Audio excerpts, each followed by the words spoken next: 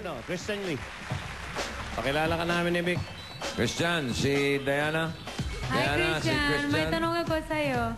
Oh, may tanong siya sa'yo. Oo. Oh, may tanong Ano daw. po yun? Ang lasong ba nakakalason din pag expired na? Paano?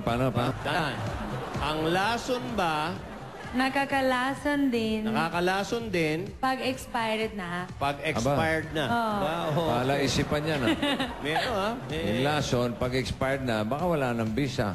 Oo. Kaya hindi na tingin mo? nakakalason. Ano sa tingin mo? Sa tingin ko, nakakalason. Expired na eh.